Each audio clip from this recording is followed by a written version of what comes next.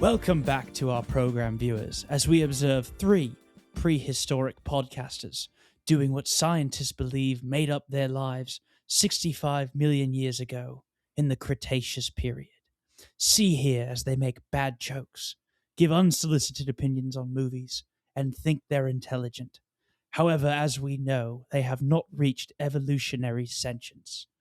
Welcome back to a prehistoric episode of Lost in the Frame. I'm your host, Alex. I'm your host, Malik. I'm your host, Tachi. Very good. Very good. What do we look like when we have completed evolution, if we are not yet there? I look like him. We all look like Ryan Gosling. That's our final form? Yeah. So am I... At least 6 feet. At least. So am I going to do like a race swap type of thing? I'm curious to see what that transition looks like. Anyway, today we're discussing Train to Busan and The End of Oak Street. Two movies that maybe have nothing in common, but we're both out in theaters. And we'll see how we feel about them. We can find some overlap. August has been tough, guys, trying to schedule episodes. A little bit it's like the calm before the storm. It feels like, because I feel like we're just going to be inundated with movie after movie from this point on. But we'll get into our rapid reviews, do some movie news, and then we'll get into both movies. Starting off with Train to Busan, so stick around if you love that movie. We will discuss it. What you guys got to this week for your rapid reviews? I got one. One of Them Days. I did see you logged that on Letterboxd. Yeah, watched it last night. Kiki Palmer and SZA, directed by Lawrence Lamont. It was his first movie. First and only. Wow, really? Yeah.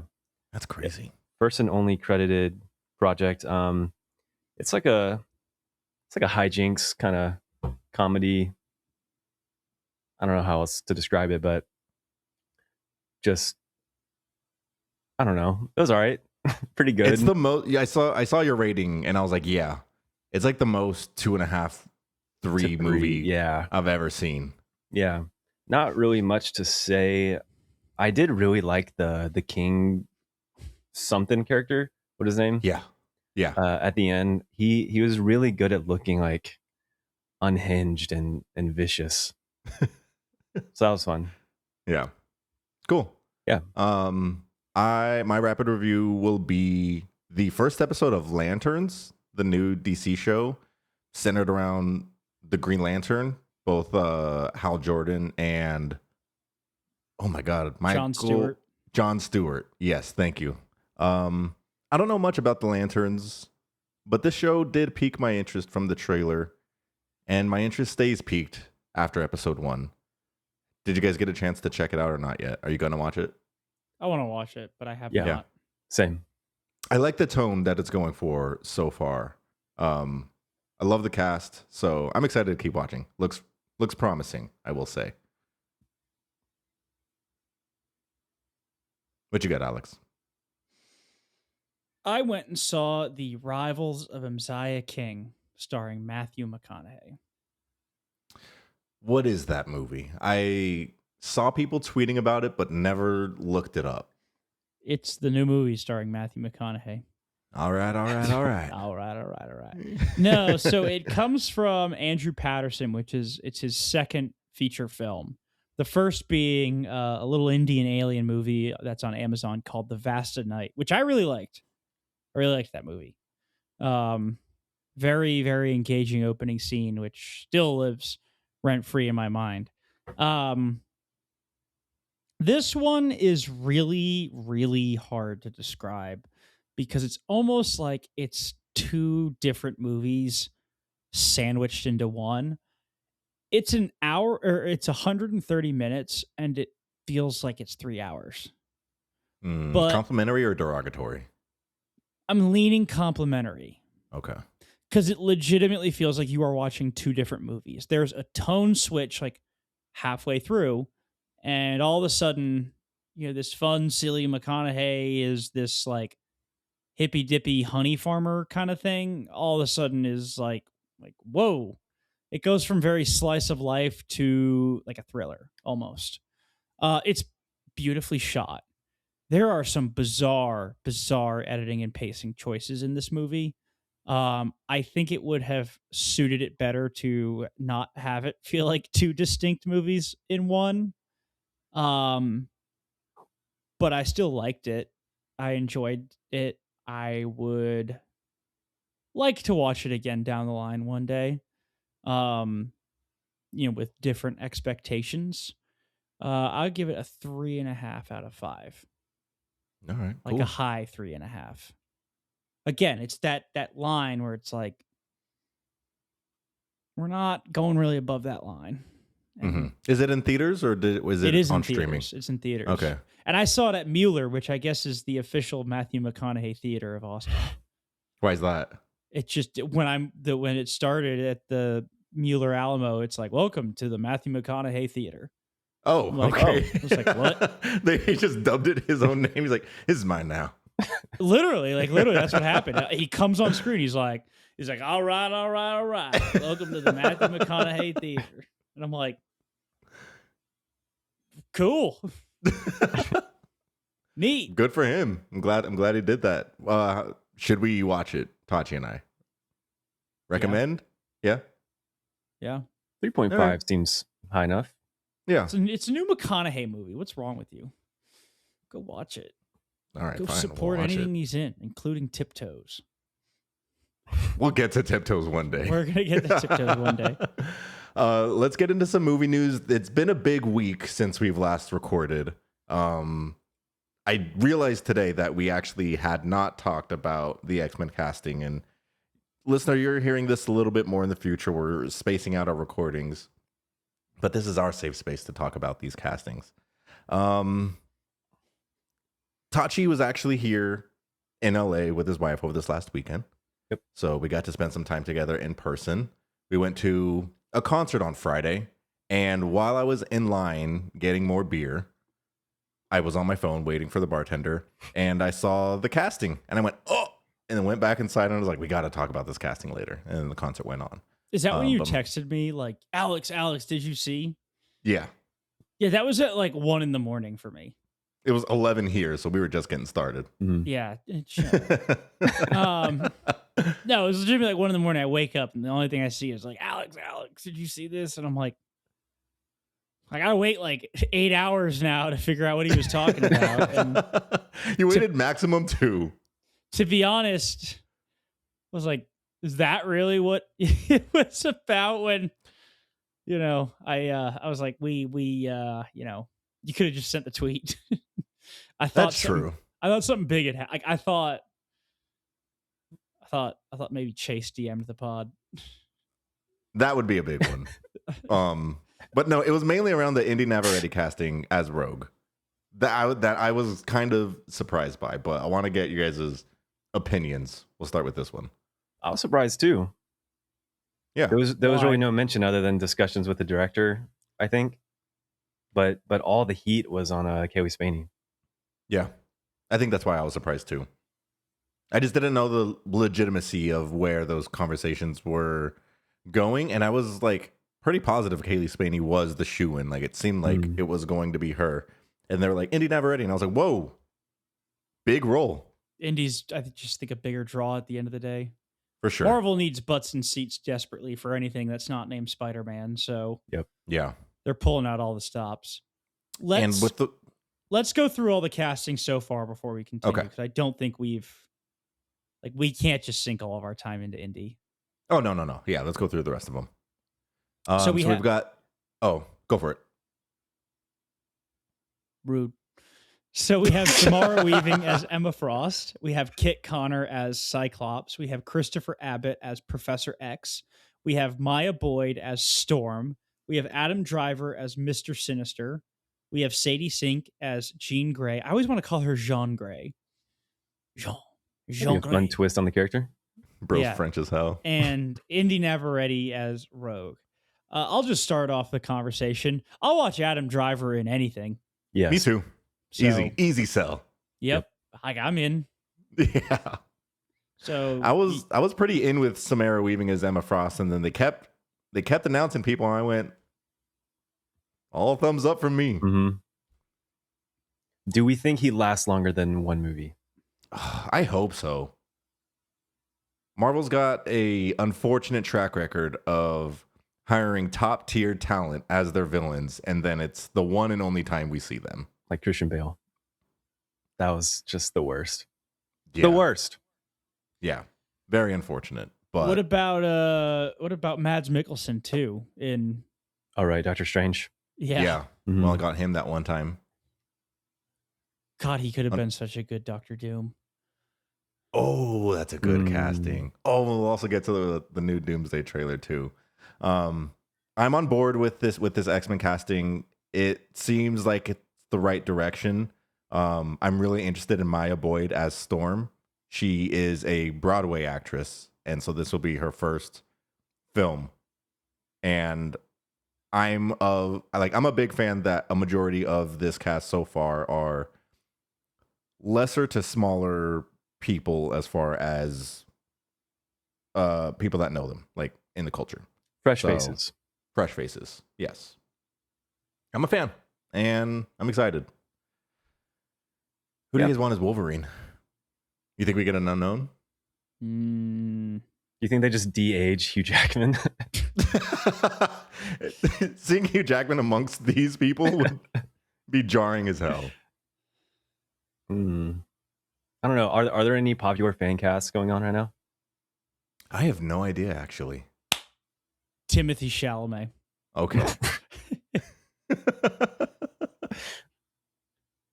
Might as well get me in that role.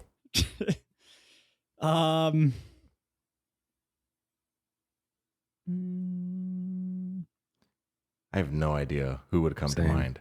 I think I'm just open to whatever they're going to do. I feel like they might go more unknown, similar to Maya Boyd. And I think they're going to stay true to his lore height, as in like short, maybe 5'8", 5'9". Yeah. Maybe like a It is Zac always Efron so height. funny. Yeah. It is always so funny seeing people complain whenever a new superhero gets announced. Like Indy Neverready, for example. You've got a big part of the internet that's super excited, and then you got another big part that's like, this is not comic accurate. The comic accurate people. I'm like, Hugh Jackman's been Wolverine our entire lives. And isn't he like 6'2"? Yeah. We're all fine with it. why is Get over indie comic accurate? I'm not of that belief. That's just what I see on twitter.com. People complaining. Hmm. I don't know. You They're know, probably just bots. I just said Zac Efron is Wolverine, and I could see it. I would could hate it. actually I would see not it. hate that. Could be good. That would be nuts. um, And then we're missing a Magneto as well. they should hold off on Magneto, I think, right? Robert least the Downey first Jr. movie? is going to be announced as Magneto. Oh my god. He's going to do. Do you guys think RDJ's Doomsday is a cop out? Like, do you think it's actually someone else? No. No, I I think it's him. genuinely think it is a massive cop out. It's got to be But him. you do think it's him. Yes. Okay. I just think it's so stupid. I think it's absolute desperation. It doesn't Yes. make any sense why they would go through this charade of it being him and it not being him. Who does that impress? It's not going to get butts into seats where it's like, oh, it's actually Cillian Murphy. It's like way more people would have been excited if you had just gotten Cillian Murphy to do it. Yeah. Said, hey, we got Cillian Murphy to do this.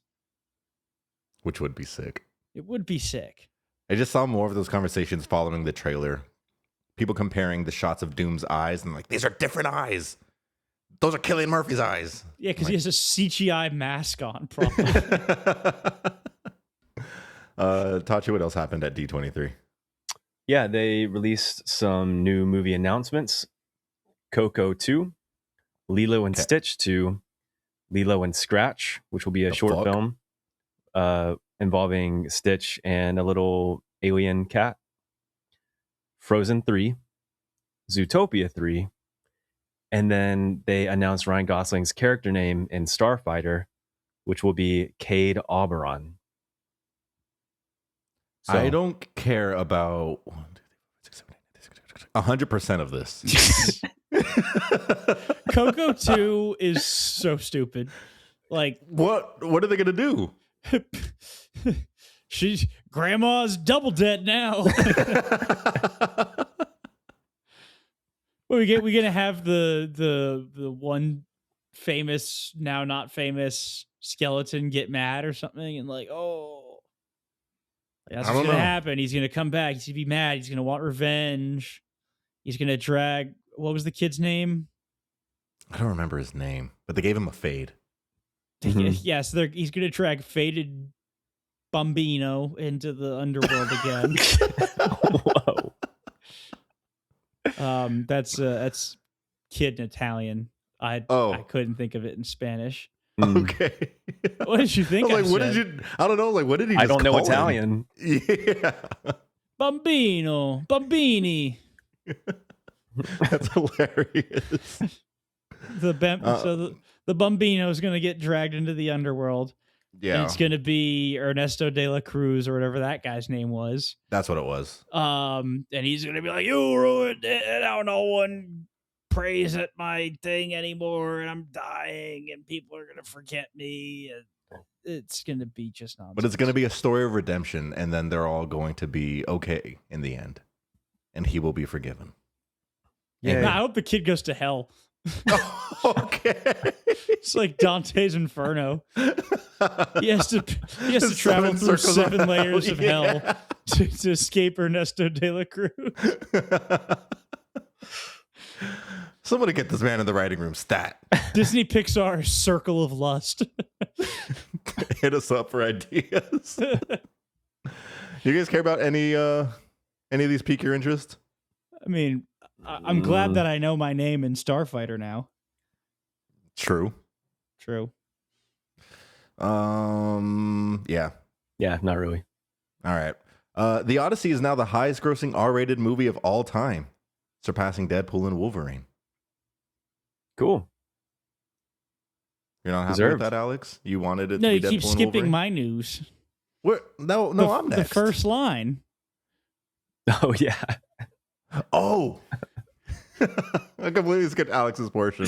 We'll come back to the Odyssey. You know what? We're not. The Odyssey made a bunch of money. Go ahead, Alex. It's an odd billion. Indy Navarrete turned down a role, and it's got to be the role that we discussed, Yeah. in Heat 2 to star as Rogue. How we feeling? Why would you do that to me?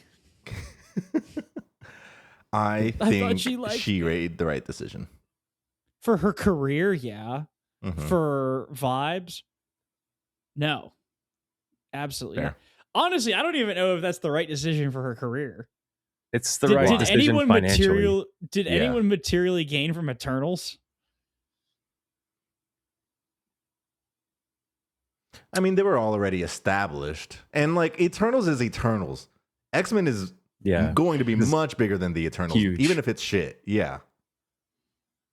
Like the X-Men is a guaranteed big paycheck. Your name is floating around for a good minute. Unless Marvel completely crumbles, like if I don't know what would have to happen for this entire company to just tank, Doomsday would movie to be have to lose money, like and all they the would money. probably scrap everything. Yeah. Which won't happen. So Yeah. I don't have think to it's- say X-Men will do better It than could Eternals. happen. No. There's no No. way. I think it's literally impossible. It's there is a scenario where it could happen. Just It's sure. it's possible, but it's not likely. I could win the lottery. Listen, It is possible. I'm going to say 3 words, and this is how Doomsday is going to tank. World War III. I don't like that. I would rather it make $5 billion and us have to watch Marvel movies every single day for the rest of our lives than go to World War III. Oh. That's because you don't know what it feels like to chase glory. No, I don't. You do not have the warrior spirit. I do not. I like to talk about movies on a podcast. I mean, it's one of those things, right, where it's the right decision financially, but like, I still don't think it's like the right decision. Because she's like, you're sure you're getting the bag and you're securing the bag, and good for you. But like, you were in a Michael Mann movie with Leonardo DiCaprio and Christian Bale and the rest of those guys. Like, that's a pretty solid network to have. It could be her Twilight, like Robert Pattinson, where she's just like set for life, and then she can do whatever she wants, given that she's Taylor like still Lautner. wanted. Yeah, but that's Taylor Lautner. She's better than Taylor Lautner. I agree. And I think the conversation that I've seen a lot is she's smart to turn down what maybe would have been a 2 to 4 minute scene. It's not a 2 to 4 minute scene. With who she would have she been? has like a whole point of view in the story. Mm. If they stay true to the book, like, she is pretty much the centerpiece of the second half of the story. All right, so we just have to Or keep like a the lookout last for third of who the gets story. that role, and then we will reconvene after Heat 2. But she Yeah. did just land like $20 million, probably. Dude, nuts. Yeah. It's not that much. Maybe. Yeah, she's not getting 20 million. She but is not getting 20 million from that. Maybe Okay. I would say No she's way. getting like north of like 4 though. I would say. Sure, but I'm sure she signed on for more than one movie. Yeah. Anyways, I think it was the right choice. yeah, we'll see. She should have chosen Peak. We're still gonna get Peak. Unless it We flops. get unless it does, yeah. What's next? I already went, so we'll go to Tati's next. Yep. Leica's Wildwood is a stop motion movie, and it's going to be the longest stop motion animated film of all time at 2 hours and 20 minutes. And Did this I play will be before seated. you guys' movies? No. No, but also I Okay. missed the previews. I did too. There was so much traffic. I forgot Wanted to school's include- back in session. Yeah. Oh, so you hit all of that traffic. I hit all of it. Yeah. Yeah, I wanted to include it because it's the longest stop motion animated film of all time. And I saw the trailer and shit looks beautiful. Yep. I'm in. Comes out in a couple months, I think, in October. I'll be seated. I will too. Okay, I don't know why this was assigned to me, but okay. The first trailer for Jordan Firstman's Club Kid has been released. The film follows an underground club promoter whose lifestyle is turned upside down when he must care for his young son he never knew existed. That is like my least favorite trope. Is that why you gave this to me? No, I just did it because I go in order. I just go in order. You notice I do it in the order of the letterbox Love Like Loathe in a 5-3-1. Ah, You skipped me. Nuh-uh. You you were got a first. glimpse into Alex, your Tachi, madness. Malik. Tachi, Alex, Malik. But Oops. we moved up the D23 stuff because of Oh, so that kind of like messed it up. Yeah. Yeah. I put this because I watched the trailer and I went, this very much looks like my shit. And I'm putting in my stock now. Oh, this is the first time I'm seeing it, so maybe after we record, I'll watch the trailer and agree with you. But until then, why do you hate it? what do you mean? Why do I hate that trope? Did you watch Obi-Wan? Oh, here's this random kid. Hmm. I don't care. It just feels it looks good.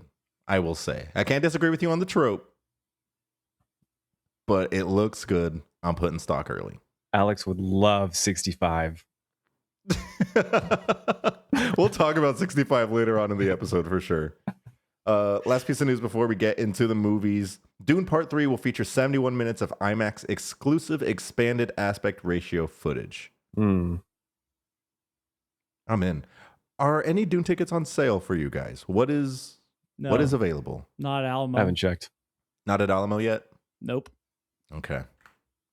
All right. What's that last bit? That last bit. New lie. Yeah, So let me read everyone Malik's show notes here. Malik's side notes: guy who whispered in theater, Poog and Tubi, Poog and Tooby, parking garage experience after busting. After busting, what were you busting in the garage, Malik? Okay, I'll go over these notes. So, Ni Lao movie is a Chinese movie made by two. Yeah, have you seen this? Yeah. It's made by two guys. It's 86 minutes and it's like horribly animated, but it made it into theaters. It had a budget of $300 and it has made $3 million. Hell yeah. So it is going down as one of the most profitable movies of all time. And I've seen just little clips of what this movie looks like. And it does look like shit, but it's apparently a real big meme over in China. So I wanted to bring that up. Guy who whispered in theater during my showing of End of Oak Street. I don't remember what trailer it was, but someone in the trailer went, "Oh my God, is this real?" And then it went quiet. It was like the music. They were like, "Oh my God, is this real?" And then it went quiet. And then the guy behind me was like, "Israel?" And, and I was just... and then the music came back on, but it was just like perfect timing. And I thought it was beautiful. And that is the theater experience. Lovely. Next one is Pooj and Tubi. And those are my dogs. And I will talk about them with our second movie.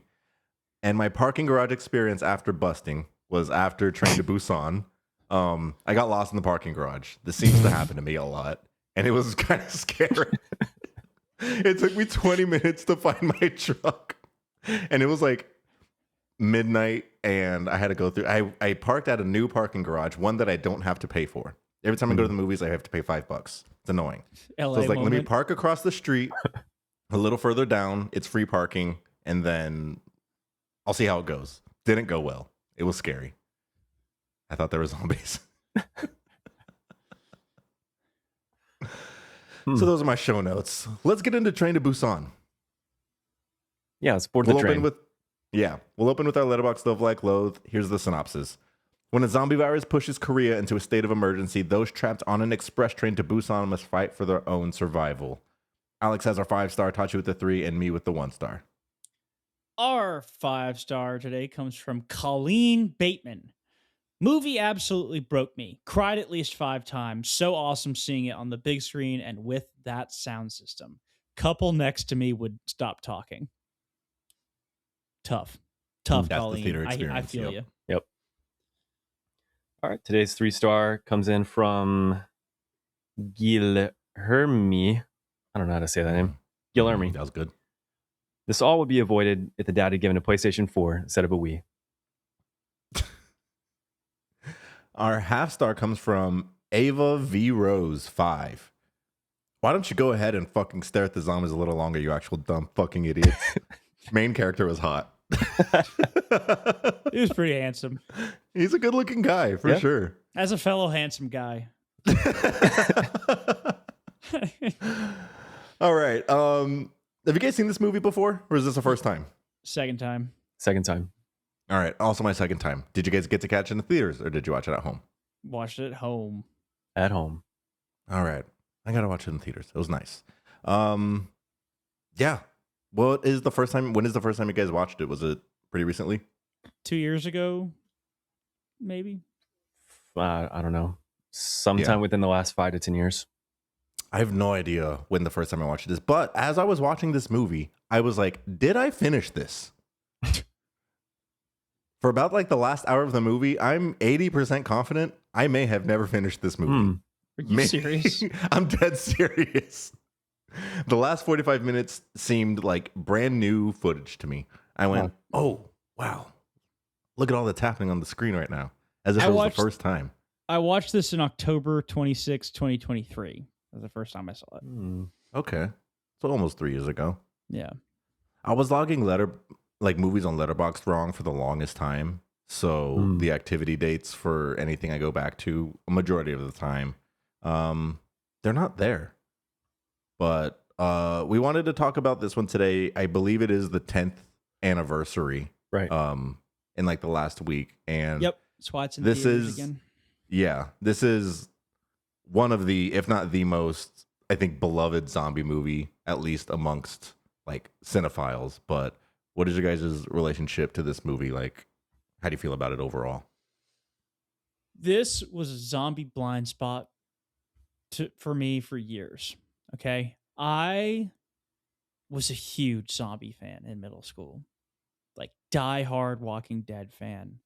I loved the original Night of the Living Dead movie, like the one from like 1948.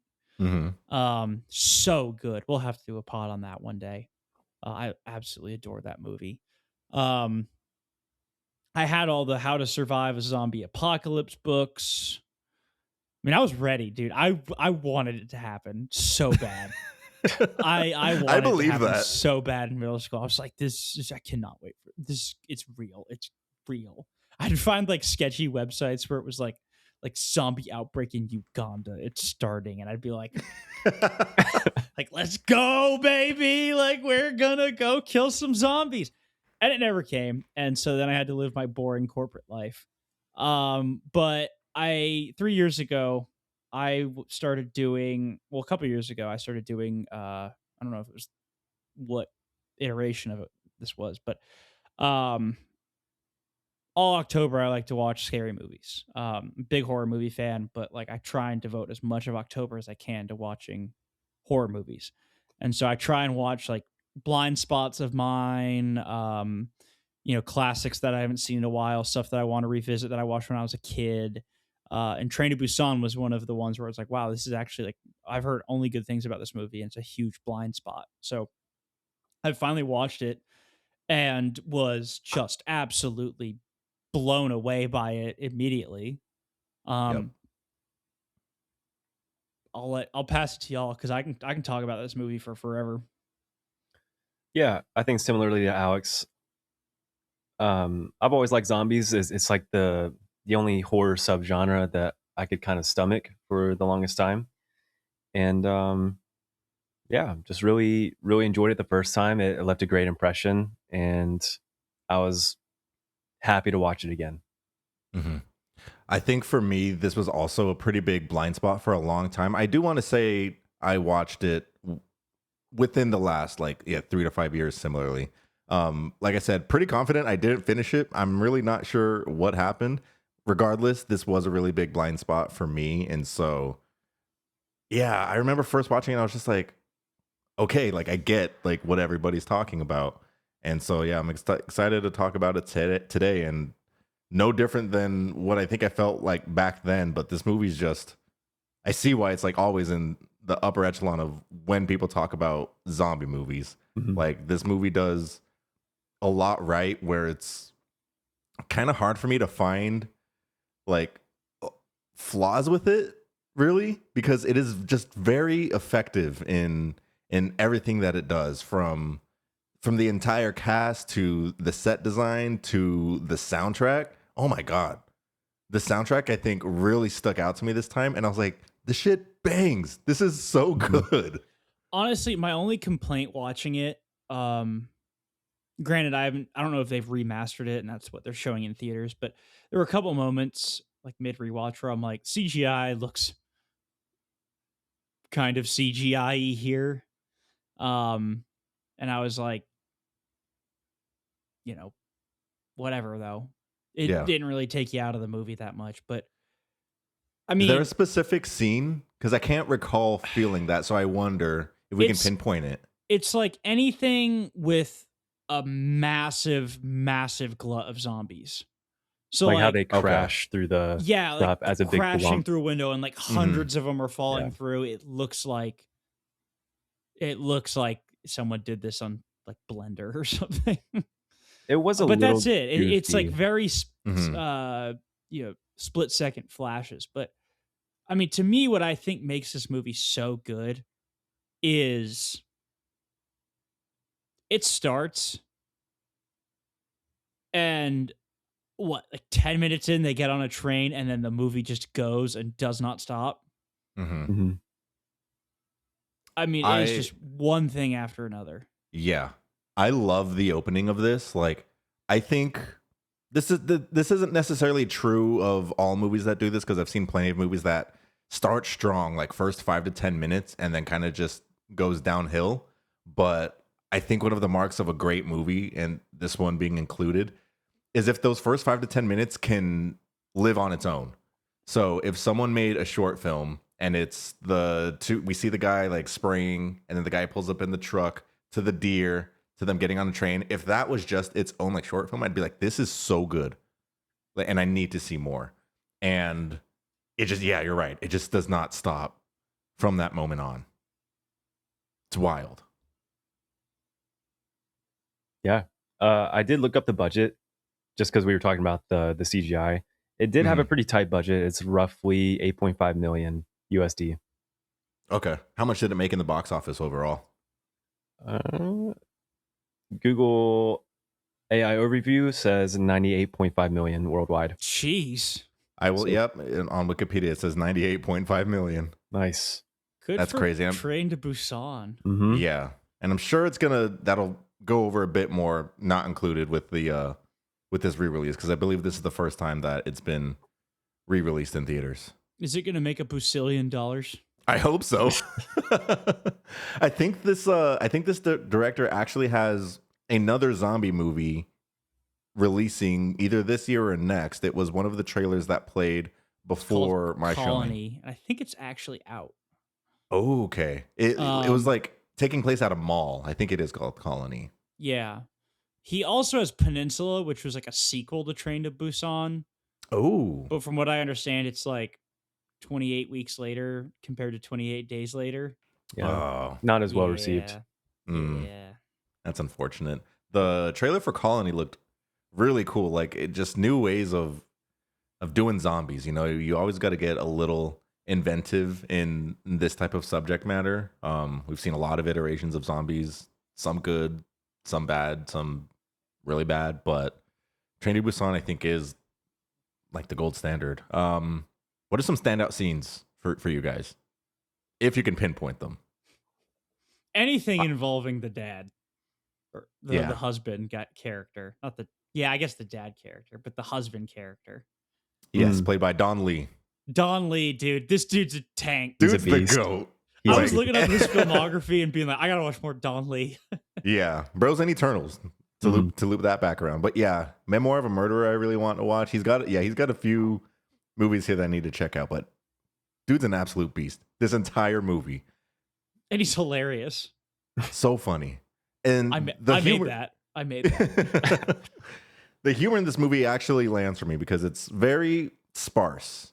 But when they use it, it feels earned and it feels genuine. And yeah, I think a lot of it does come from Don Lee's character. But yeah, my standout scene was him just making everyone lock in. And it's like, all right, this is how we're running through. And he kind of suits up with the stuff on his forearms, and the soundtrack kicks in. My whole theater started applauding at that part. It was freaking awesome. The song that plays there is so interesting because it's not really like hype. Yeah. It's just like, I don't know, it was like electronic and kind of John Wickish. I don't know. It was really cool. I felt the same, yeah. I think it was a great choice there. And I loved that whole sequence because it didn't just totally rely on like brawn. I mean, they're getting smart with how they're getting through, and it was like so stressful. Yeah, they got the homeless guy too. Like, just you're expecting like some very tropey things to happen. They just don't come to fruition. Yeah. I really appreciated that. Like the movie treated me like an adult, where it's like, okay, like we're gonna get through this. We're gonna get creative, and this is actually going to work. You know, and moving from cart to cart through different hordes of zombies. Bro, I could never. It's so scary, but it's such a fun ride. And yeah, you're right. That's because you weren't prepared in middle school, dude. Maybe if you had prepared, you would be scared. I did not prepare, and I'm not prepared. I'll ask you guys later who you'd want your zombie team to be.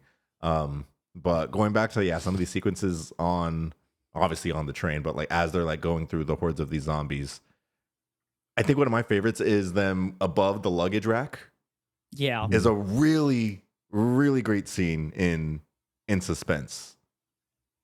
like has me on the edge of my seat. That's one of my favorite scenes in the entire movie. And the way that the homeless guy's like jumping down, just like carefully, like with the seat. Oh, sound design in this movie is also excellent. Yeah, a lot of good cracking with the zombie movement. Mm-hmm. What do you guys think of the movement of these zombies as opposed to like different iterations or different versions of zombies? Remind Scary me as of hell. like 28 years, just Yeah. hyper aggressive, Mm-hmm. um, They're a little very freaky. rigid. Just ooh, my that. Something on my neck. Did that do Ow. it to you? Yeah, that didn't feel good. Yeah, these actors they got to do these moves are insane. Like contortionists. Yes. Like, so their moves mixed with the sound design is really good. And like, I find myself almost like wanting to catch like a zombie like off guard, like doing something stupid in the background. But every zombie on screen is like, just feels like I can't see every single one, but they all really feel distinct in their movements and like what they're doing. And it's all just, I don't know, just all comes together really well. And I think they did a great job with this body acting. I can't move my body that way, nor would I want to. Was there anything- Gong, you, Oh, go ahead. no, you go ahead. I was gonna ask if there were any things that you guys did not like. I can think of one. So Go ahead. I was gonna say, outside of the main character, handsome man, pretty much every character that you see, what you see is what you get. Like there's just no real dimension to them. You can kind of guess within the first 5 seconds that you see them, like what their intentions are, how they would align themselves, Mm-hmm. whether they want to be selfish or try to save other people. So I guess the writing could have made, I don't know, could give them more dimensions, I guess. I think what we get though just works really well for this movie.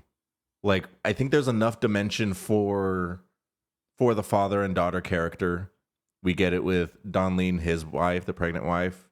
Then you get a little bit with, I think, the train conductor, and then also the piece of shit loser. Yeah, that CEO I'm sure we guy. all wanted to die. Yeah, the CEO guy. Yeah. And I feel like those are like the main people that we really need like the depth from. I get what you mean, but I also don't know. You don't think it's a problem? I don't see it as a problem. And Don Lee's character does have some depth because like he's ribbing him the whole time, but then when they're in the bathroom, he's like, it's like, yeah, I bet you never saw your daughter. He's like, yeah, it's because dads have it hard, man. Like we have to do like, and he's like sympathizing with the guy, even though he's like, oh, he's a bloodsucker. Mm-hmm. So it's like, oh, like I think he's just telling it like it is. Like, it's not even like a malicious thing. It's just He's like, just blunt with it. yeah. Yeah, Yeah, that's fair. I agree. I picked up on that the second time. I was like, oh, okay, Dawn. Tank.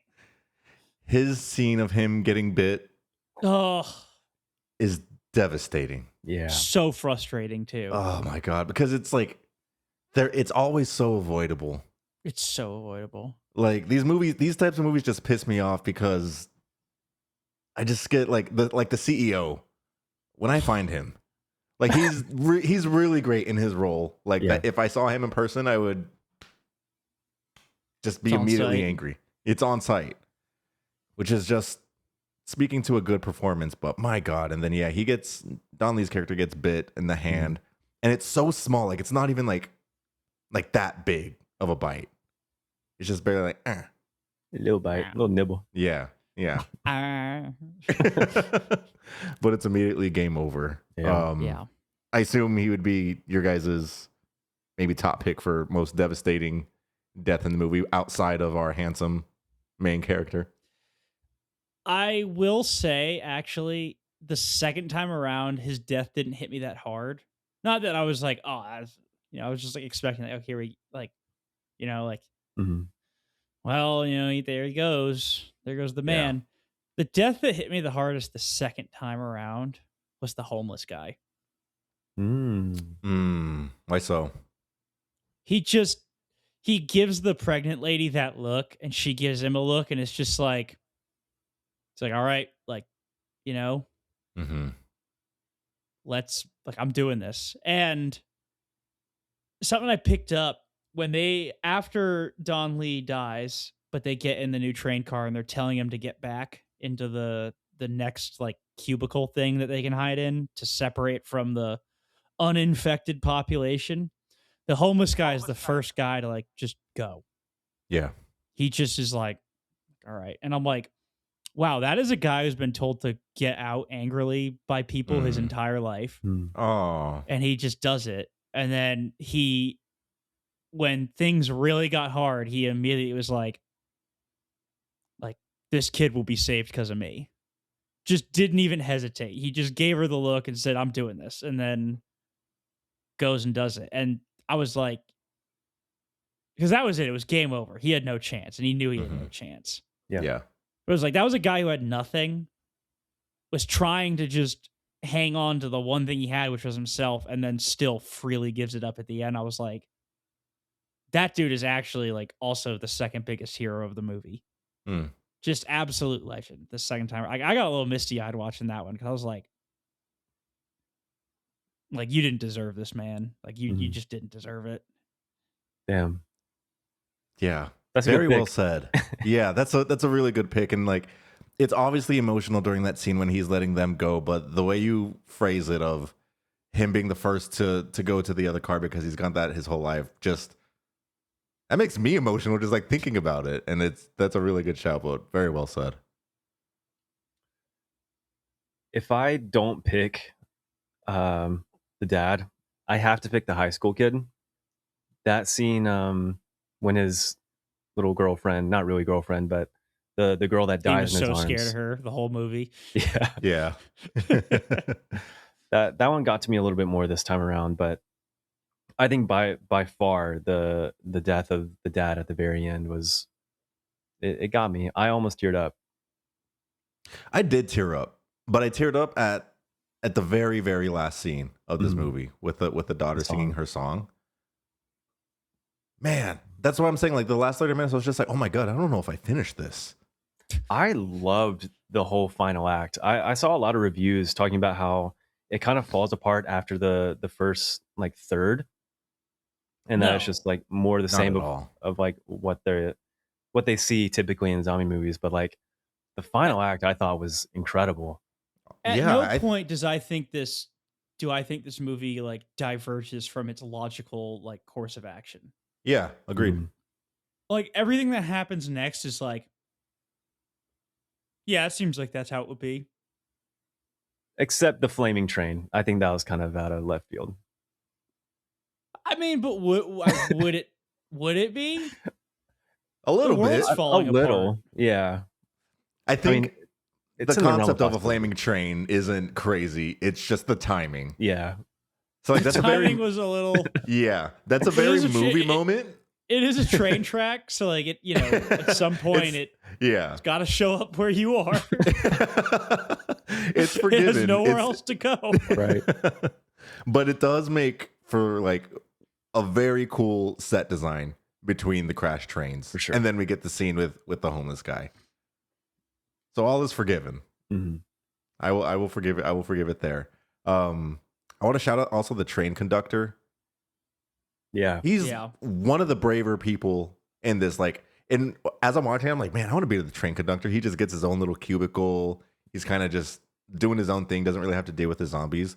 But specifically when they're having to switch trains, the risk that he's going through for all these people that he hasn't even met and just like checking all the trains to make sure that they're good. I was like, he like quickly rose to just like, oh, this is my goat. And the only time that he gets got is with our piece of shit CEO. Yep. Yeah, because he goes to help him. Yeah. Big mistake. Big mistake. God, that guy's literally the worst. Yeah, he sucks. But then you feel for him in the last scene with the dad and the daughter as he's starting to turn, and he's just like a shell of a person saying that he wants to go home to his mom. Yeah. And it is emotional and it works. And I'm like, God damn it. Well, the thing that I really love about this movie for the most part, and it's probably my only criticism, is for up until like the CEO character starts to like literally throw people under the bus. I think everyone acts pretty rationally the entire time. It's like there's not like a wrong decision made. You know, it's just like the reality of the situation is like your right decision may not be someone else's right decision, but like you're not wrong for thinking that way. And I really like that. I'm like, yeah, you shut the door on me. It's like I didn't like I'm sorry. Like, you know, I didn't want to, but I had to, or I felt like I had to, you know? Yeah. So it's like I don't necessarily blame the dad character for doing that. It's like you think, oh, this guy's a dick, but he's like when you really sit back and think about it, it's like I'm not trying to chance it. Like, Mhm. Yeah. you know, my kid's here. You're gonna go into some sort of fight or flight, and even the other passengers, it's like we don't want you here. It's like I don't necessarily blame them. You know, they aren't watching the movie. They don't know how it transmits, and they Mhm. don't know if they've been bit. Yeah. So until you start throwing people under the bus, I'm like, yeah, everyone kind of acts like I get where you're coming from. You know, Yeah. like is it selfish? Yes, but you know, your natural instinct is to self-preserve. So Mm-hmm. You got to screw put the yourself in CEO. their That guy shoes. sucked. He deserved to die. Yeah. I am glad that he's gone. Um, I do want to understand the rationale behind that one old lady that just opens the door. I think she was just senile. That makes sense. I think she just Senile and "I'm depressed. I'm giving up. I'm not doing this anymore. God, my knees hurt so much. You know, Old people. can't trust him. Nope. That's the moral of the story. Her seeing her friend made me really sad. She's like the only one not going rabid. She's kind of Yeah. just like vibing with the rest of the zombies. Just She's too old Damn to it. freak out. yeah. So I guess there is an age cap for being a scary wild zombie. Like if your body physically can't do it, the virus won't give you a boost. yeah. Yeah. If the zombie apocalypse does happen, I really don't want these ones. Mm-mm. Which ones need- would you want? Round 1 through 3 at the highest of Call of Duty zombies, So Walking Dead. essentially. I'd be good with that. Yeah, that'd be every fine. other zombie, I don't know if I would want to survive that long. If I see that they're running, I'm taking myself out. I see one do a little jolt. The Euro Immediately- step. Yeah, no It's a hesi. Euro I'm out. I do not need to live to see this world.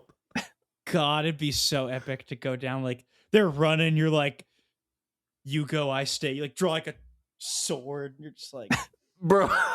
You have your Jon Snow moment. Yeah, I know you've imagined so many times. All right, then I'll ask you guys this: who is your ideal zombie team? These can be real people or not. You get 3 people. I'm just putting us all on the spot. You get to pick 3 other people to be with you during the zombie apocalypse, and the goal is to survive. Who are you picking? can I pick Have you like thought of this? someone in like any given time? Sure. Well, I got to pick my dad when he was a ranger. All right, That's nice. that is nice. I mean, it's purely utilitarian. The guy was a machine. He did triathlons for fun. That's nuts. I'll pick my dad too. As a distraction. Hey, Dad, look over there. What? I'm the CEO. We can come back to it so that way you guys can think about it for a If I second. can't pick, it would be unfair to pick like a superhero. So I'll go Captain Jack Sparrow. He's great at improvising, great at escaping. I think he'd be a really crafty guy to partner up with. Huh. I choose Ethan Hunt. Oh, that's a good one. Oh, we're doing movie characters? Now I am. Sure. I'll pick Jason Bourne then. I pick Superman. I picked God. All right, well, we're surviving the zombie apocalypse. What else? I want to do 3 real people. Okay. So my dad is one. We're gonna go. I mean, I feel bad not picking my mom, but like, I think we've actually had this hypothetical combo, and she's like, I would not want to go through that. So Yeah. for you, Mom. Let's go. I literally want to pick only army people.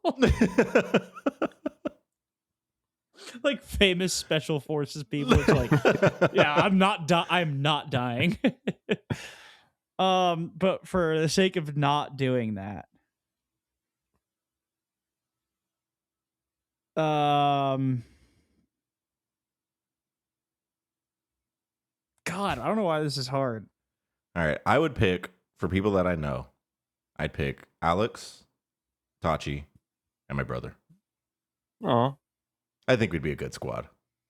I think we'd die eventually, but yeah, pretty good. Eventually.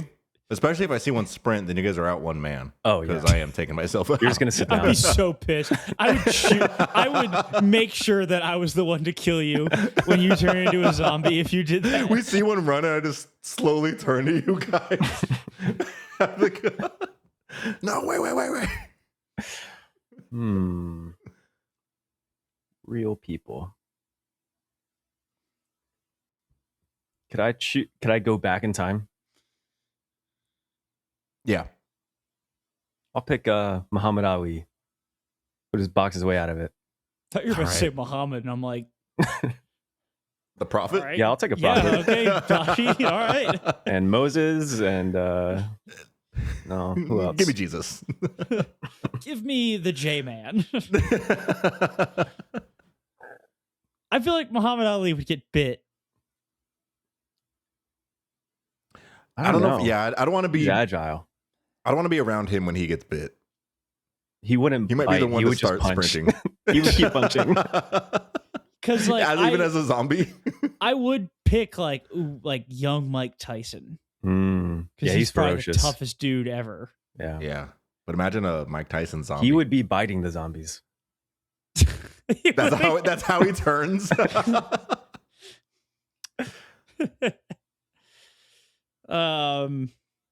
I don't know why this is so hard. This is hard.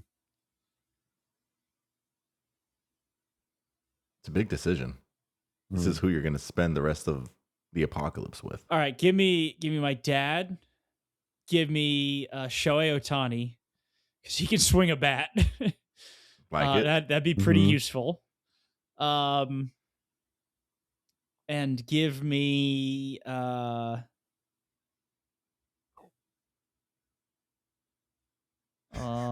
This is a great podcasting. We're gonna cut all this, right? We'll come back to it. We'll come back to it. To your last person. Can I get me in the drive-through? Anything else you guys want to shout out for this movie? Or do you want to rate it? I want to rate it. Okay, I'm ready. Yeah, 4.5. 4.5. Whoa.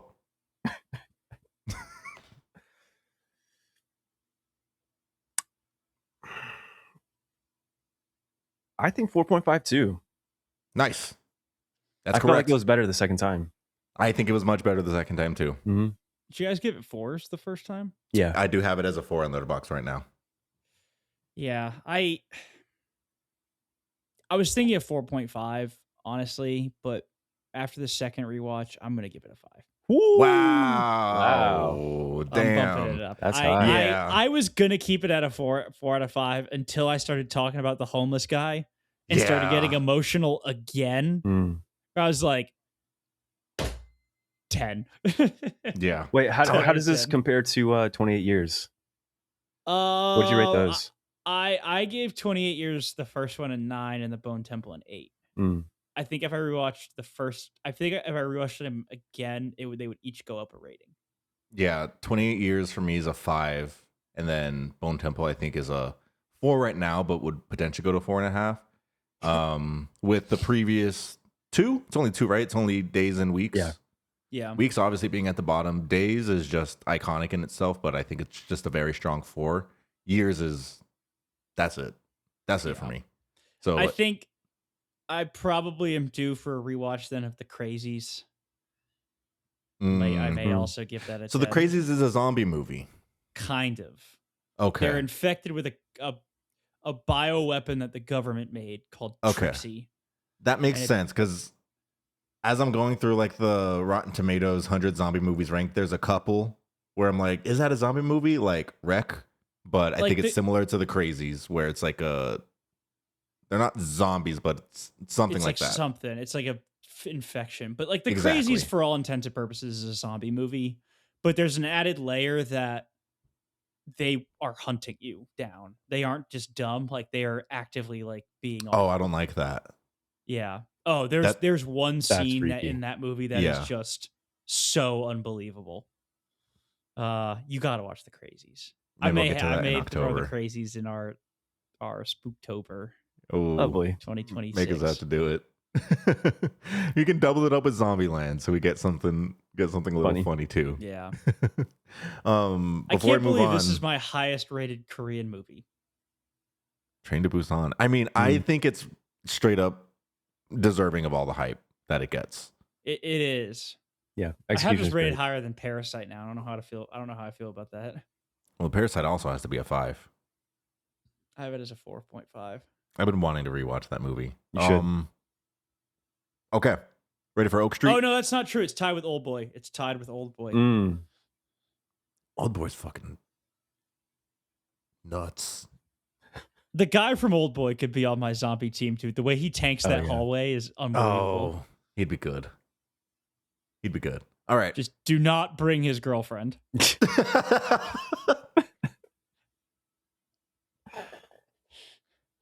The End of Oak Street. Directed by David Robert Mitchell. If you know that name, he directed It Follows and Under the Silver Lake. Have you guys seen either of those? Nope. Yes, no. Okay. It Follows. Yes. For yes. And then Under the Silver Lake, no. Okay. I really like It Follows. I have not seen Under the Silver Lake, still on my list, but I will say I started Under the Silver Lake and it was so jarring in the first 5 minutes. I was like, I'm not in the mood to watch this, and I turned it off. And I never turned it back on again. You know what I did? I actually had it on my phone for a flight. It was either on my phone or it was on like the little TV.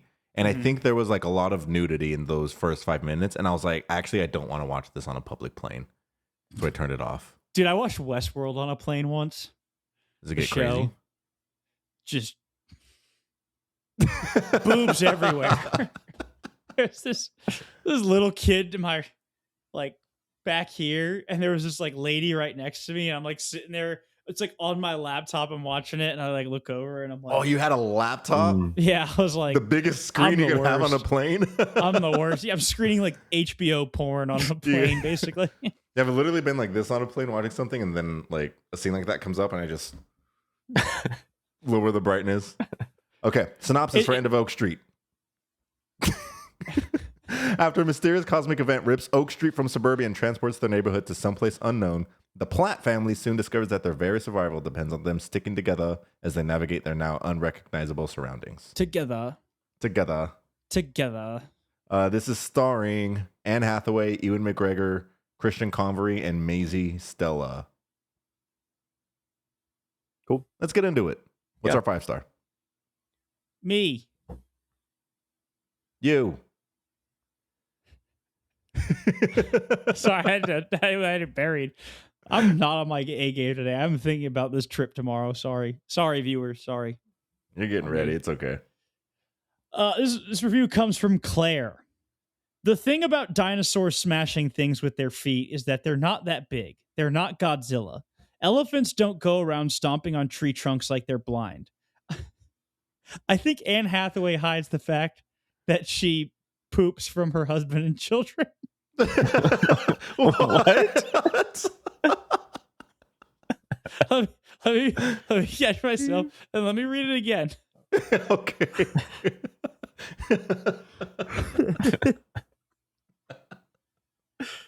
That caught me so off guard. It did too when I read it. This has 54 likes, by the way. Actually, no, that's a lie. It has 55 likes. Yeah, I just liked you it. gotta like it. I just liked it. So 5 stars and a heart. The thing about dinosaurs smashing things with their feet is that they're not that big, dash. They're not Godzilla, period. Also, there's no capitalization anywhere in this review. Elephants don't go around stomping on tree trunks like they're blind, period. I think Anne Hathaway hides the fact that she poops from her husband and children.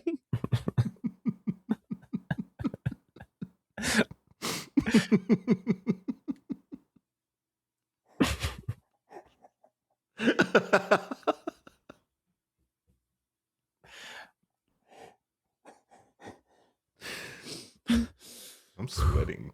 I don't know what she means by that.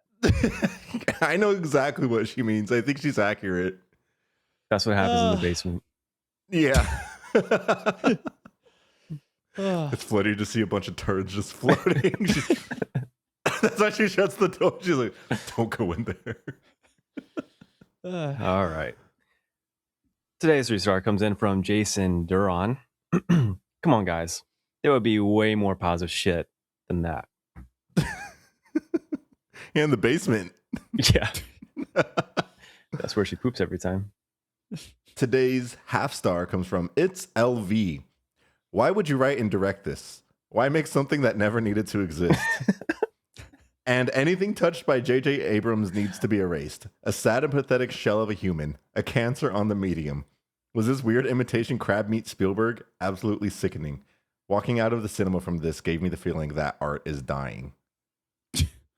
Wow. This is the second Spielberg reheated nachos from J.J. Abrams, isn't it? Is the first being Super 8? Yeah, but it's reheated so good. It is Okay, reheated Super 8 is so really well. good. But I can we love Super 8. say it's J.J. Abrams if he's just producing? Like, what is the grip he has on production for this movie? I don't know if we can say it's J.J. Abrams reheating Spielberg's nachos. I'll reframe this. J.J. Abrams follows the Spielberg recipe with Super 8. As the producer, he reheated nachos.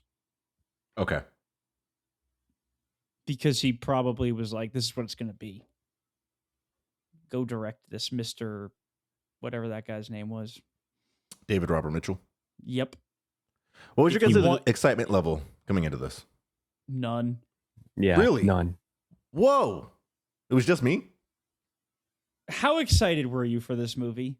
I was pretty stoked. Really? Why? Because I was like, oh, where did the neighborhood go? Why are there dinosaurs? Dinosaurs in the neighborhood? They don't belong there. Do we want to talk about the slogan real quick? You have major beef with the slogan. So the tagline slogan for this movie is, where goes the neighborhood? Like I said, Tachi was visiting in LA over this last weekend, and as we're driving around the Grove, we're seeing signs and marketing for the end of Oak Street everywhere. And it's just the poster and then the tagline, where goes the neighborhood? And I kept repeating it, and I was like, guys, does this tagline make sense? I think I hate this. I was like, what do you mean, where goes the neighborhood? It's just worded weird. I understand it now after a couple of days of back and forth over many conversations. Yeah. I don't know. Now I'm kind of going back to I hate it. I like Where it. goes the neighborhood? Well, I don't like it. I get it. I don't like it. What if they were I guess it's fine. Oh, never mind. Yeah, I was excited for this movie. I'm surprised you guys weren't like even at all. Give me a level of your excitement. Honestly, I feel like I put a little bit of stock into it. You know, maybe out of 10, I was a 1 out of 10. Okay, 1 out of 10, I was like a 7. Whoa, that's a lot of stock. It was for sure top 15 most anticipated for me this year when I saw the trailer. What? Yeah. I didn't even hear about it till like a month ago. I'm pretty sure I brought it up on the pod. I'm sure you have. Run Yeah, that you clip brought it back. up because you were like, this could be a Cloverfield movie. But I was also really excited for it because I was like, yeah, Well, potentially a good dinosaur movie. happy you got to see it finally. Yeah. Yeah. I mean, cool. Here's how Let's I talk felt. about it. Let's talk about it. Okay, here's how I felt walking out of the movie. A little disappointed. Gee, who could have seen that coming? I will say I did like the movie. I didn't love it. There's kind of a lot going on, but also almost nothing. And This is one of the most absurd movies I've ever seen in theaters. in what way? In a Like, good what was, way. okay, what was your guys' Like, theater I experience had- like? Here's my theater experience. It was me, a buddy, and this other dude to our right, all in a row. There were like more people in the theater, but we were the three main characters. We were Yes. having the best time. All three of us were dying laughing at like any given point in this movie. Yeah. And at the end of the movie, I almost never do this. At the end of the movie, we talked to the guy next to us. Who looked at me like, man, what was that? And he's like, I don't know, bro. Like, I had a good time. Like, like, yeah, I did too. I had a great time. Yeah. I'm watching this like, what is this? This is not a real movie. This is not real. For starters, I immediately knew I was in for a good time when I heard Ewan McGregor, who I love. I love Ewan McGregor. I love him in Star Wars. I love him in Train Spotting. I love Long Way Round. I love Long Way Down. I've watched documentaries of him ride a motorcycle around the world. That is one of the worst American accents I've ever heard. You could hear the Scottish trying to break through every other line. It was so funny. Guys, he's not good in this movie. He's so bad. He's like actually, it was a really bad performance. Just not believable at all. Like the accent and then just the delivery overall. He said, honey, in front of the kids. Bad. Honey, in front of the kids. I'm a pizza boy. I don't know why they just didn't make him be Scottish. I know I don't people know. with like foreign parents. Maybe wouldn't have That's a been. thing in America. Were the Scottish people around in the 80s? I don't think so. I think they I just think they just sprouted dropped up. in like the 90s, right? Yeah. Yeah. Some Scotland update dropped. Yeah. New map. What did you think of Ewan McGregor, Tati? It was a forgettable performance. There is an unforgettable scene with him in it, but otherwise, yeah, confusingly unimpressive. Yeah. This movie has two very unforgettable scenes, actually. True. He's in both. Yes. Yeah. They're kind of back to back. We'll They get are to back it. to back. Mm-hmm. Do you guys think there are any good performances in this movie? Because I'll argue for Anne Hathaway. Yeah. For what I'll she's argue given. for Anne as well. Yeah. Yes. I'll argue for Anne. Better than her Odyssey performance? Potentially. She's given I more would- to do I in would this need- movie than the Odyssey. She is given more to do in this. Yeah. That's a hard comparison. Yeah. It is. We But cannot we will compare have Nolan fanboys blow up. Actually, we can. it. we will can. compare it because they have come out within months of each other. So I'm now comparing both performances. I think she's really good in this movie. She's very good in this movie. Agreed. Yeah. A lot of split diopter shots. I'm a sure lot. We all noticed. Almost only split diopter shots for like All 20 Ali minutes. Cronin's The Mummy. It was strange. Yeah, that entire living room conversation, which I was like, I think it's cool whenever a split diopter shot comes around, but do we need to use it that much? It was a lot of dialogue and a lot of different perspectives. There was. How does like the overall, I guess, setting of the 80s feel for you guys? Like as the movie opens up, we're at a neighborhood party. The score is swelling a la like John Williams and Spielberg. So I already immediately see the conversation for like Spielberg's reheated nachos. I don't see it as a problem. I actually found it really endearing, and it was a pretty big aspect of the movie that I liked. But does the overall like setting of the 80s like make sense to you guys? Does it work? Does it feel It's authentic for the it time? it's fine. It felt a little tired. Like I'm Mm, just the 80s has become the ultimate key jangling time period. So I think it's gets after Stranger Things, it gets harder and harder to earn like sticking your movie in that setting. I don't think this one really quite earned it. mm, Um because the movie starts off about like community and all that. It's like being, kind of like a problem within your own community. Your rocky relationship is starting to spill over. Your kid's dog's a mess, and you're at this big outdoor thing, and you're going around, and then it's just like, oh, by the way, all of our neighbors are not in the rest of the movie. So yeah, that's a really good Mm. point. um we start off, he's riding bicycles around with his friends, the son. He's got a bow and arrow. Like, it's like, oh, there's just like there's like, a girl looking at him through the window, and he's hiding, and it's like classic 80s hijinks. And I think it is so just key jangly because none of it ever pays off. Mm, We get like 2 seconds of it in Dino Land. yeah. And it's like, what was the beginning of the movie about then? You could have had the movie just be them eating dinner and going to bed and having the light, and it would be exactly the same. Hmm. That's a really good point.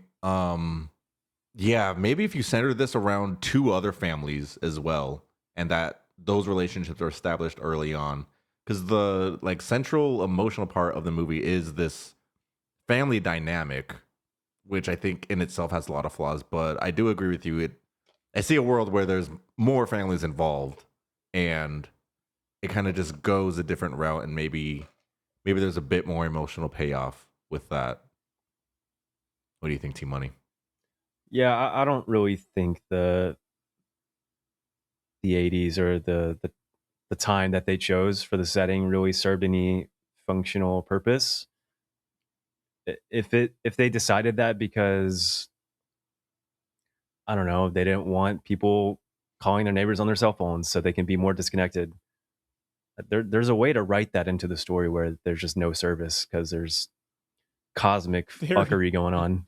they're in dinosaur. They're in the Cretaceous Yeah, period. I mean, I There's don't no know. cell towers back then. There's no cell towers in the Cretaceous period. I mean, I guess it's like a fun stylistic choice, but it didn't really serve a purpose outside of that. Yeah. So like they bring in like the daughter from another family, and like even that Just aspect murder her isn't. parents. Yeah, she like they're just gone. But like if they were kind of close knit, then there's a lot more emotional payoff that I think could have been explored a bit more. This movie's tonally shifted in ways that I was like, Whoa, where are we? We're in the Cretaceous period. anything goes. My expectation for this was kind of leaning more horror, I guess. And I can't say I'm disappointed that it didn't. I think just like the way that it was just flipping tones was jarring. Like, I mean, when was your theater laughing, Alex? Was it like through the entirety of the movie? Every 15 seconds, dude. Really? Like dinosaurs would like start walking out and people were crying laughing. What? What? Yeah. No, like this movie was not taken seriously in my theater. Huh. Like, no, I don't think anyone, or at least our row, did not go in and take this seriously. Hmm. Everyone, like, as soon as I heard that guy laughing, then I'm like, I have to watch this movie. Like, everything is funny. And everything was funny. Like, I just could not take, like, oh, like, where'd the giant pile of poop come from? Like, like I mean, that part is funny. it was funny. There's actually a lot of genuinely, like, earned laughs in this movie. Yeah. They try and go for laughs. I think the scene where it's like, oh, she goes to private school. It's like, how do you go to private school? It's like, I think you got to be Catholic to go there. I thought that was really funny. Okay. That got Yeah. an audible laugh out of me as someone who went to private Catholic school. I was like, yeah, it do be like that. You know, we do be Catholic. And then later on, when they go back to that conversation, asking her about like private school, it's like, oh, do you believe in God or something like that? And he's like, yeah, I think I do. What about you? That's like what the boy says to the girl that he's interested in. And she's like, not really. And he's just like, but he can't go. Yeah. He can't go back on it. Yeah, just. And then his sister swoops in and she's like, yeah, like not really me either. And then that connection happens. So, God, the sister was just like, such. The sister was like such like a Reddit atheist. But Yeah. in the 80s, like yeah. you watch Carl Sagan one time and you're like, This is my life now. the God is an idiot. Like he's fake. You got bigger problems to worry about than monotheism, polytheism, or atheism. You're getting chased by a Spinosaurus. I hated her scene of explaining what potentially could be going on. It came and went. It was so quick. And they were right. Yeah. Like, what? How would she know any of that? She's like, She well, watched Cosmos.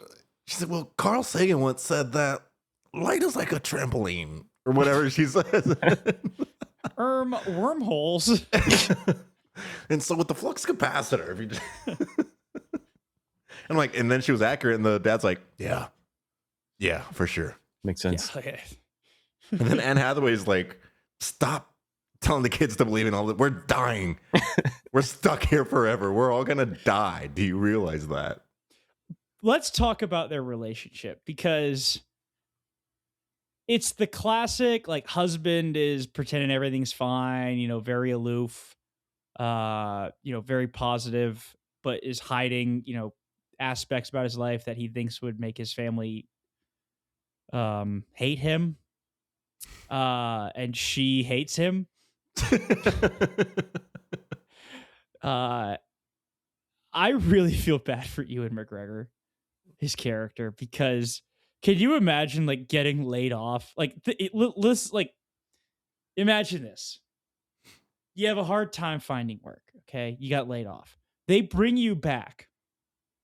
You're moonlighting, delivering pizzas for extra bucks, and you get laid off again. So now all you have is pizza delivery for some extra bucks. Then you go downstairs to get dog food or something. I don't know. You go downstairs, you're like, oh, what is this? And you find a manuscript your wife wrote for a book about how much she wants to leave you. The fact that he was still like, I don't blame him for not telling her he got laid off. I wouldn't either. He wants to keep his family together. It's like, oh, she will leave if I tell her this. Like, I felt horrible. Then he's like, we're going to be positive. We're going to get out of this. She's like, no, we're going to die. And you need to stop telling the kids otherwise. She's like, you fucking idiot. Why are you so optimistic? There's dinosaurs outside. And then literally, I think he was right. Like, I think, you know, I mean, if they had acted a little smarter and like thought things through, they probably wouldn't have had to go through the entire movie. Mm-hmm. And everybody, like, most of the characters in this movie operate on like a room temperature IQ. But let's talk about the relationship first. Okay. Yeah, I didn't like the route that they took of, oh, there's trouble at bay, of this like rocky relationship, and it was pretty quick. Like, they're like, what is Ewan McGregor's character's name? Greg. He said, Greg, you got a wonderful family. He's like, I do. And then immediately she's like, you fucking idiot, what the fuck are you doing over here? He's like, the kids can see. So it was very stereotypical. And then they're like, mom and dad are fighting again. You don't think that they're gonna get a D. It's like the divorce. So I was like immediately tropey. Yeah. So I was hesitant, but I was on board because this was my hope at this point in the movie, that it's so tropey and so cheesy. I wanted it completely flipped on its head, and for it to go like psycho mode crazy horror, dinosaurs eating our friends and family, blood everywhere. That's where I thought it was going. So I was like, I can forgive this right now. Let's see where the rest of the movie goes. But it doesn't. Where does it go? Somewhere around the neighborhood. Where goes the neighborhood? It goes to dinosaurs freaking it on a house. It goes to the Cretaceous cuck chair. What a strange scene.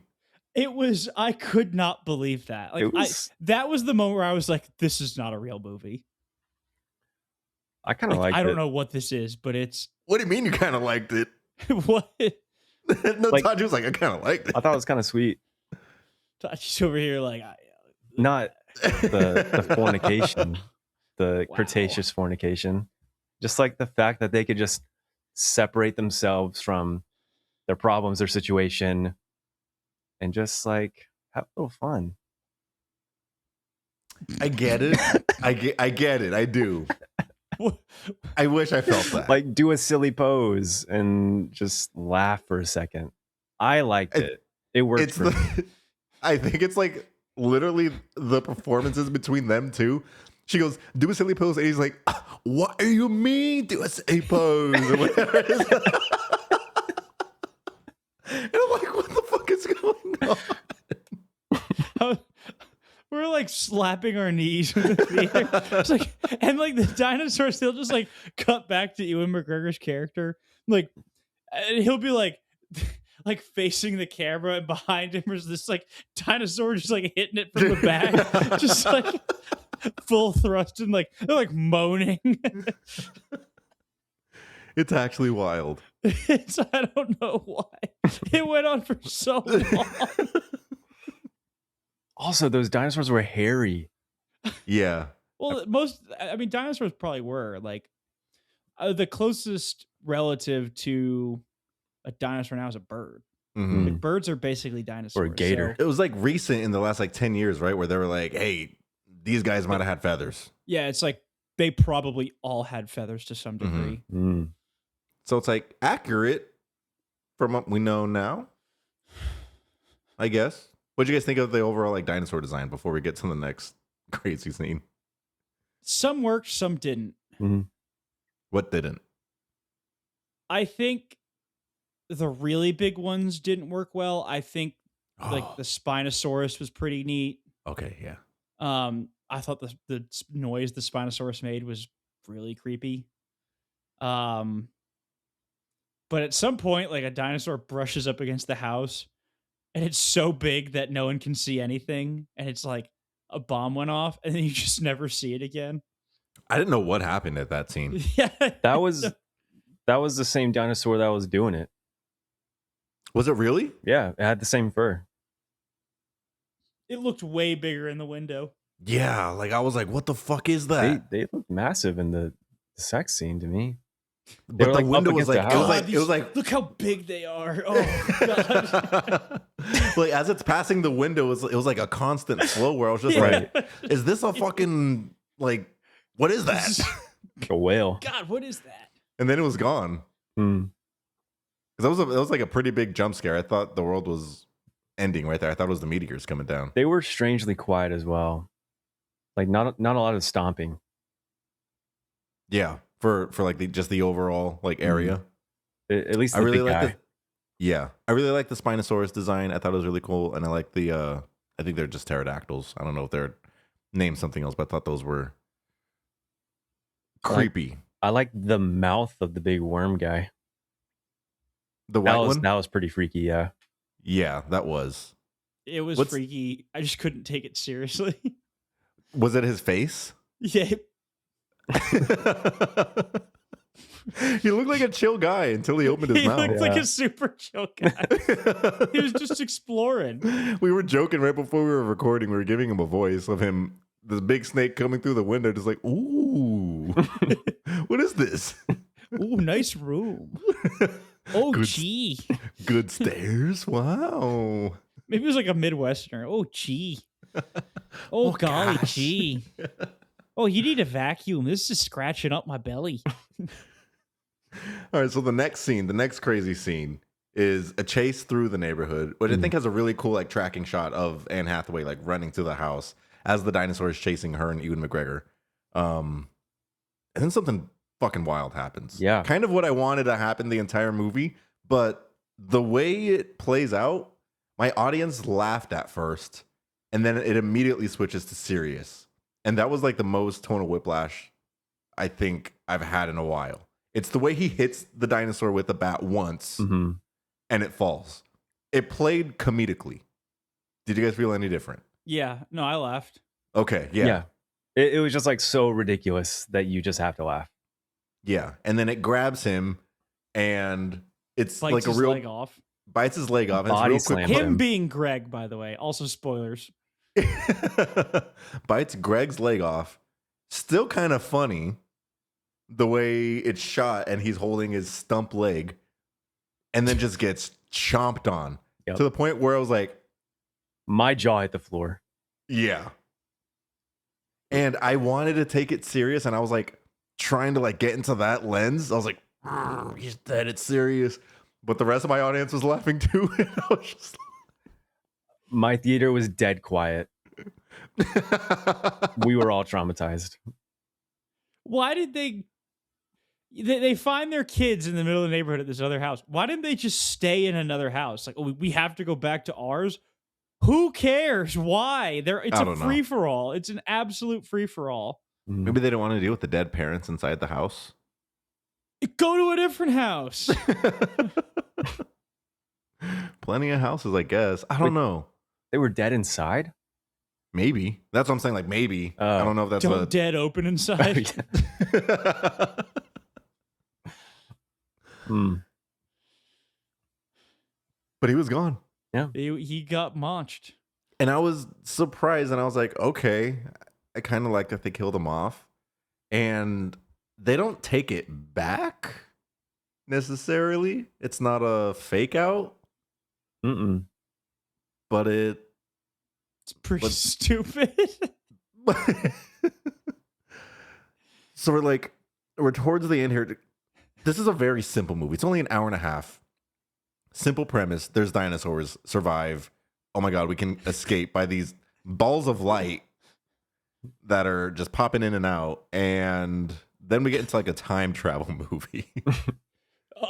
Wait, before we go into the time travel bit, the kid jumping and missing was so funny. See, that was also kind of funny. And I was like, I don't know if that was supposed to be funny. He like misses on the ground. He's like, ah! And, like, this kid's been getting beaten up the whole movie. He gets literally beat up by a kid. Oh, yeah, In the that middle of- subplot was In the middle of the dino apocalypse, he gets beat up. unneeded. It was so stupid. He's like trying to shoot things with a bow and arrow and just cannot hit anything to save his life. He hits our He is pal, the useless. white snake, though. How could you miss him? It was the entire target. He took up the entire hallway. You better not miss that. Yeah, that subplot with the bully was very weird and felt extremely out of place. Yeah. That whole kid get like stuffed into a locker the entire movie by the writers. Yeah. He has like there's no redeeming moment where he becomes the hero. Like the entire time he's just like it's like you're done, dude. Like you suck. He's pretty useless.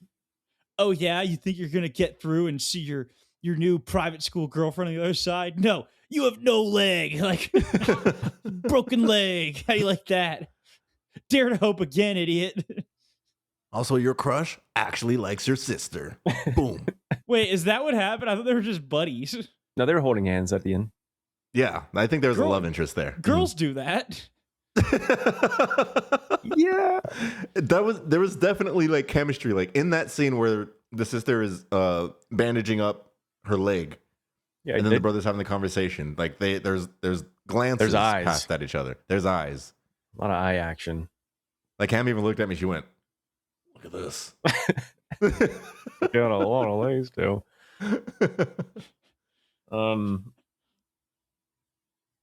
Where were we going? The time travel. travel? Yeah, time Yeah. travel. How'd you guys feel about it?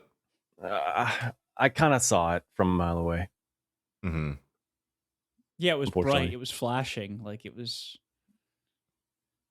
about a It mile felt like a away. video game when they were on the roof, and she was like, "I don't know what the fuck we're gonna do. Like you What are got we time gonna to jump. She turns around, just like, Oh. there, we'll go there. I hated the roof scene. And I Why? I hate when it's when a story is like written or directed in a certain way that makes them completely oblivious to everything that's going on around them. Where That's they're this entire movie. they're only looking at each other. They have not like learned any awareness about the 30 pterodactyls on the roof with them. And they're Yeah. just, I don't know. I hate that. They could solve that and make it more realistic so easily. Yeah, it's They just really don't. annoying. It's so annoying. I hate that. I was like, bro, he's right there. Literally. Like, what are you doing? So dumb. So they jump through, they all make it, and they're... including a dog. The dog somehow manages Starbuck. to Yeah. jump through Oh, with Starbuck. them. Yeah, we haven't talked about the dog. Okay, so going back to one of my notes, I had Pooch and Tubi. Those are my dogs. Margot is a blue healer. So we had some blue healer representation. And then Cam and I, the entire movie, were just like, oh, like that's Margot. And at the beginning of the movie, whenever Starbuck initially runs away, Ewan McGregor's character says something about like, oh, he's probably just at the neighbor's house getting friendly with the dachshund. And Tubi is a dachshund. So both of my dogs got a shout out in this movie. And so for that, I have to love it. Hell yeah. That was my other shout out. Starbucks saves the day. They go back in time, what, a couple days? Right before it happens? Why right before it happens? Pretty convenient. How's that possible? Very convenient. And then Anne Hathaway calls not only her husband to deliver a pizza to their Everybody. location, which is away from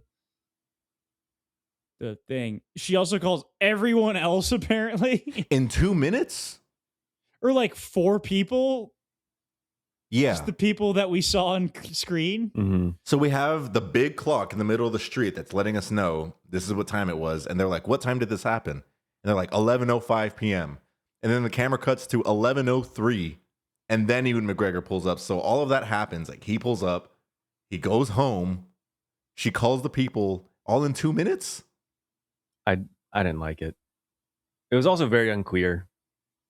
Yeah. I didn't even know that the apparently the sister's love interest didn't make it out until like the very last second. I was like, okay, like she ran back. I was like, oh, she's gonna get taken. So how'd she get out of it? She was the first to jump through.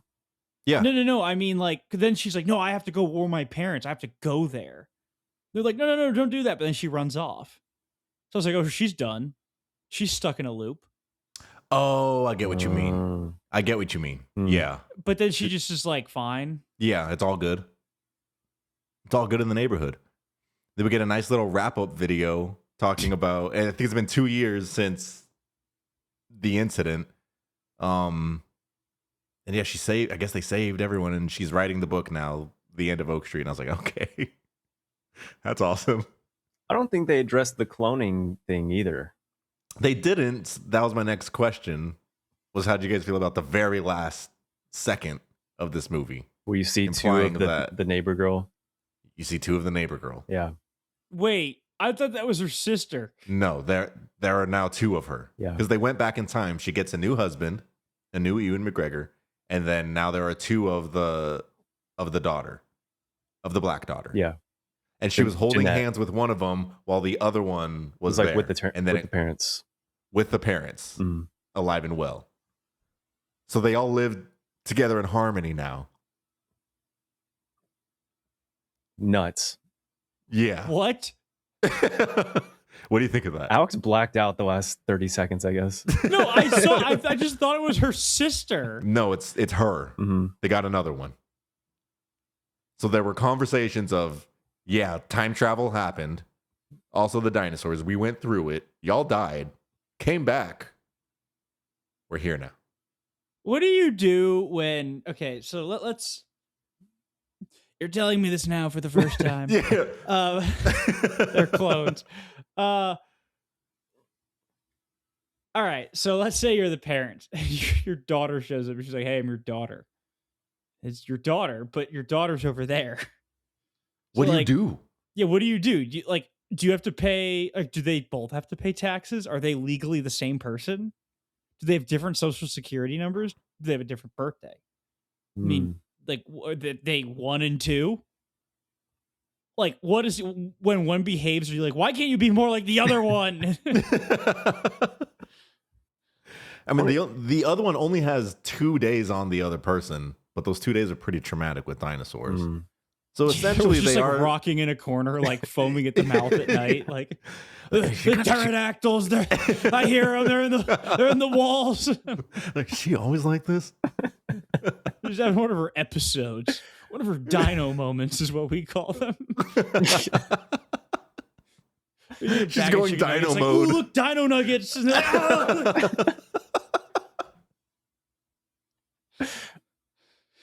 Yeah, that's stupid. I thought it was her sister. I didn't even think it was a clone. I was like, wow, his sister looks a lot like her. Yeah, she gets a completely new husband. So the original stays dead. But now she gets another. She's like, all right, cool. Well, I figured that much. Like, what do you think their marriage is like now? Is she trying more? And is he believing this story of the time travel? It's like, yeah, you died, but saving me. But like, you didn't save me, so I still kind of hate you. Greg, you were actually the worst. You were so abusive. You beat me when we were in the Cretaceous period. We so cheered when you got eaten. You were part of a dino polycule that met on the roof of a house. Look, I have a picture of it. Boom. Yeah, she framed it. What a movie. It's so entertaining. It's good. Someone's going to watch this on a plane and just be... They're going to think it's the greatest movie of all time. Great plane movie. It is, great I think, plane movie. The legal definition of an airplane movie. Yes. I will. Yeah, that is a great point. Yeah, I had a fun time with it. It wasn't what I was expecting, both complimentary and derogatory. Thanks. Thanks for this movie. This is in your top 15 for the year. Bro, because I was just like, it looks cool. Right up there with Dune. Basically. Odyssey, Dune, Oak Street. Obsession. Godzilla -0. Both of those. All right. Does this movie deserve to exist? Like that half-star reviewer said. Yes. I do think so, because we get some cool dinosaurs. There are some fun sequences in this. And the whiplash of dinosaurs having sex to Ewan McGregor getting eaten is what cinema is all about. Yeah. I'll watch a sequel. Happily. There's not going to be a sequel, I promise you. I know there won't, but I would, is what I'm saying. Also, this was not a Cloverfield movie. No. Not quite. What else about Oak Street before we give our final ratings? Did you guys say your piece? Did you have a fun time with it, Tachi? Yeah. It was fun. Yeah. It was just... it was questionable a movie. choices. It was a movie. And one last thing. Okay, go ahead. What I want to see in movies from now on, when your life is at risk and you're getting chased by basically a monster, I need to see on your face real fear and panic. Because I'm sorry, Ewan McGregor, but you did not run like you were about to die. Bro phoned it in. His entire performance I feel like he did. Yeah. Hope he got a good check out of it, because he just showed up and he read his lines, which is unfortunate. I mean, I'm a simple guy to please. I see Anne Hathaway. I see Ewan McGregor. I see dinosaurs. I go, good movie. Good movie, make many money, please. More things could have gone right here. I'm ready to rate it. Sure. I'm going to give it a 3 out of 5. Okay. What's that funny? It's just a funny movie. It is. I'm also going to give it a 3 out of 5 because Yeah. I gave Lee Cronin's The Mummy a 3 out of 5, and I was like, when I was ranking it, I was like, this is it's in the 2.5, and I'm like, but I would watch this again imminently. Like, I would instantly rewatch this movie. Yeah. Like, it's so absurd. This has great rewatchability. I agree. So for that, I'll also give it a 3. Look at that. We did it. We're all Much aligned. better than Lee Cronin's The Mummy, by the way. Not a lot of great dinosaur movies. I'm seeing a lot of praise for this movie, which I'm glad. And I think that maybe also kind of hired my expectations a bit because I was seeing, best dinosaur movies since Jurassic Park. Mm. For those, I'm gonna say a little overhyped. I'm glad everyone's having a fun time, but I would say manage your expectations if you listen to this entire episode and you haven't seen it for some reason, and now you're gonna go watch it. Just have a good time, and it's okay to laugh. It's funny. It's funny, and it is also kind of meant to be funny.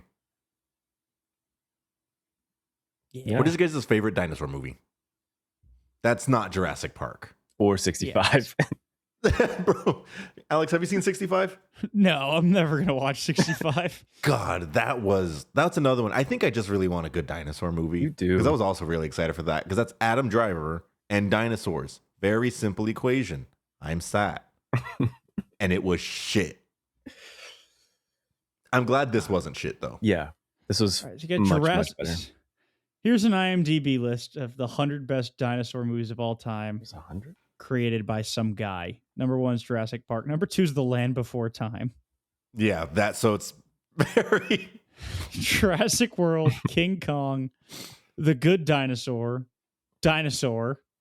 Lost World, Ice Age, Walking with... Are we really counting Walking with Dinosaurs as I don't think dinosaur that counts. movie? Yeah. That's a documentary, which, if we are counting it, it's Walking with Dinosaurs, because Walking with Dinosaurs and Walking with Beasts is cinema. Both of them are so good. I love the BBC cooks. Like half of these are Land Before Time. I know. I was looking at the list. I was like, wow, it apparently is really hard to make a really good dinosaur movie. Does Godzilla count? No. No. Okay. He's on this list. And it's not even number 1. Like, if Godzilla's on the list, why is it 18? Yeah, if you put him on the list, it should be higher, but I don't think he should be on the list. I loved Dinosaur, the animated movie, as a kid. Came out in 2000. I loved that movie. That was one of my brother and I's favorite movies. So if I didn't pick Jurassic Park, I may pick that one for nostalgia's sake. I have a very fever dreamy recollection of something called Dinotopia. It was like a book, and then I think they made like a BBC miniseries out of it. I remember watching it as a kid. I think I remember liking it. It was like an England thing. Yeah, that's your favorite. So What about you, Tachi? Wait, what? What's the question? Your favorite dinosaur Oh. movie that's not Jurassic Park? I don't know if I have one. I don't know if I can pick one. Fair. But I was gonna say I did think of overlap between these two movies, Train to What is Busan it? and In a Boat Street. Okay, Both what the is dads it? Bring us die. home. Dead dads. they get bit and die. Yep. There's our through line. Yeah. This is the dad dying by bite episode. Oh, and their wife wants to leave them. There we go. We did it. So soon to be divorced husbands getting bitten. I like it. And dying. Anything else before we wrap up? Nope. We need movies to come out. Yeah. Next episode, we're doing our Oscar early predictions, and then we'll be back with some more movies in September. Maybe we'll throw Tony in next week for the beginning of the episode. We could have done Tony this week. Tony's been thrown around. Poor Tony, man. I was so excited for it, and we had it on our list, and it's just no Tony. We will talk about Tony, but Thank you so much for listening to this episode. We will be back next week with more. We'll see you then. Bye. See you.